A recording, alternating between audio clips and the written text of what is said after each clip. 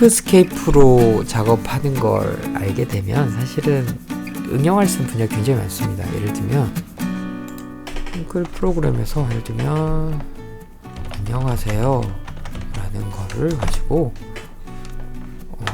글씨를 좀 확대한 다음에 폰트를 좀 바꿔서 다양한 폰트가 많잖아요. 지금 재밌는 거 있었네요. 이런 폰트를 가지고 모델링 할 수 있다는 얘기입니다. 좀 크게 해볼까요? 이렇게 해서 인쇄 미리 보기를 한번 해보겠습니다. 인쇄 미리 보기를 눌러서 이렇게 한 다음에 좀 확대를 좀 해주고, 그 다음에 윈도우 자체에 캡처 프로그램이 있어요. 캡처라고 치면 지금 윈도우 10인데요. 캡처라고 치면 캡처 도구가 있는데 캡처네요. 처가 아니고 캡처 도구인데 이게 아니면 캡처할 수 있는 프로그램을 활용할 수 되고요. 자, 일단 치고 새로 만들기 필요한 부분 이렇게 캡처하시고 그 다음에 일단 저장을 한번 해야 됩니다. 안녕하세요를 바탕화면에 저장하겠습니다. 캡처를 안녕라고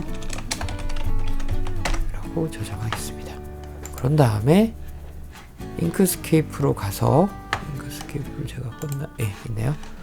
삭제하고 삭제해준 다음에 이렇게 해서 열기를 하나 하겠습니다. 열기해서 안녕하세요를 불러온 다음에 확인하고 참 옆에서 열렸네. 이 안녕하세요를 svg 파일로 변환할 수가 있습니다.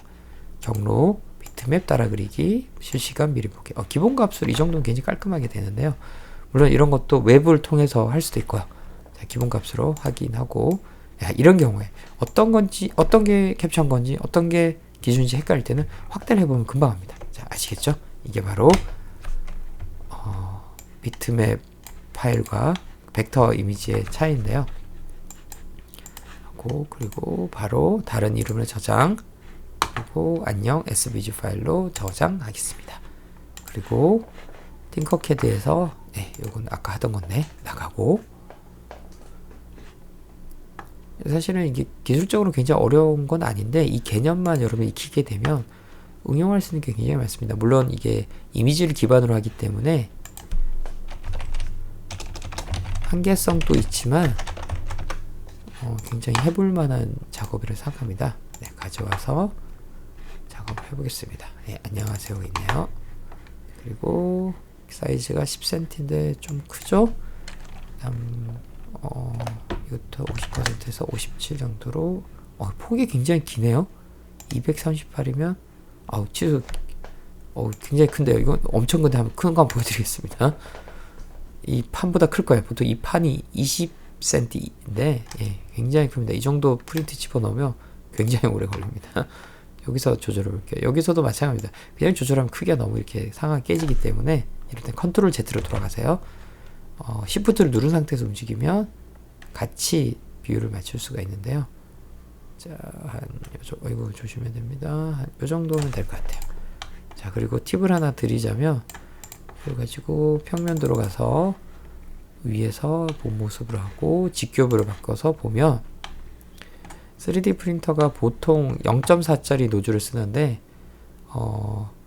물론 이론적으로 0.4보다 두꺼우면 잘 나오지만 실제로 보면 1mm 이하는 잘 안 나온다고 보면 됩니다. 그래서 이런 글씨도 이렇게 확대를 해보면 팅커캐드의 이 판이 사실 모눈종이랑 똑같다고 보시면 되는데 한 칸이 1mm입니다. 그래서 한 칸보다 두껍다 그러면 이건 프린팅이 큰 문제가 없겠구나 라고 생각하시면 되고, 그래서 너무 줄이다 보면 이게 1mm보다 가늘어지면 출력이 안 될 수도 있다는 걸 인식해야 됩니다. 자, 이렇게 해서 간단하게 글씨를 가지고 왔고요. 물론 팅커캐드에도 텍스트 기능이 있어서 여기에서 입력을 할 수 있는데 문제는 폰트가 거의 없다는 게 단점이죠. 이거 삭제하겠습니다. 그리고 높이도 한번 확인해 보겠습니다. 높이가 사이즈를 줄이면 높이도 같이 줄어서 높이 한 3mm 정도로 해주고, 자, 이제 이렇게 출력할 수도 있지만 이렇게 하면 다 떨어지기 때문에 212로 바뀌었습니다. 아까부터 상자 같은 걸 가지고 바닥만 만들어주면 간단하게 2mm로 하고 간단하게 아주 간단하게 모델링이 벌써 다 끝났다고 볼 수도 있습니다. 그래서 중앙 정렬 해주고 상자를 가지고 자, 저기 구멍을 제가 네모로 한번 뚫어보려고 합니다. 이 정도 사이즈로 하고 이렇게 하고 두 가지 선택하고 이럴 때 그 기능이 중요해요.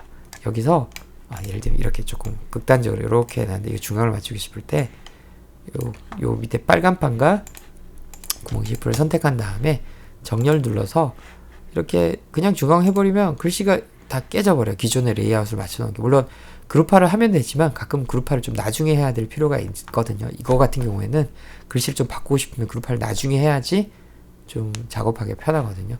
이럴 때는 어떻게 되냐면 이 글자 말고 이 두 가지를 선택한 다음에 그룹화를 선택하고 이렇게 빨간색을 한 번 더 클릭해주면 여기에 맞춰서 요 점들이 이동을 해줍니다. 그럼 여기서 중앙을 딱 눌러주면 자 선택 해제하면 위치 괜찮은 것 같습니다. 그리고 조금씩 움직이는 거는 키패드로 이렇게 움직이면 기본값 1mm씩 움직이고요. 이렇게 한 다음에 이제 전체 선택 그룹화를 해주면 정말 크게 작업한 거 없이 이렇게 간단한 3D 모델링을 할 수가 있습니다. 글씨를 한번 바꿔볼까요? 이럴 때는 그룹을 푼 다음에 글씨를 이렇게 하는 것도 재밌습니다. 구멍 쉐이프로 바꾼 다음에 이거를 통째로 그룹화를 시키면 이렇게 구멍이 뚫린 이런 걸 만들 수 있는데 근데 이응이 항상 문제입니다. 구멍이 다 도망가거든요. 그래서 여기에다가 막대를 걸어주는 방법도 있는데 그보다 더 쉬운 방법은 다시 그룹을 해제하고 이 구멍 쉐이프를 오른쪽으로 살짝 돌려서 보면 여기 세모 모양의 아이콘이 있는데 이 녀석으로 1mm만 이렇게 하면 쑥 올라가니까요. 여기서 1이라고 입력하셔도 되고요. 이렇게 한 다음에 전체 선택 그룹화 시키면 이렇게 음각으로 표현 음각이 잘 안 보이네요. 밝은 색이면 더 잘 보입니다. 이렇게 표현할 수도 있고요. 그래서 크게 어렵지 않게 화면 캡처를 통해서 하는 것을 알아보았습니다.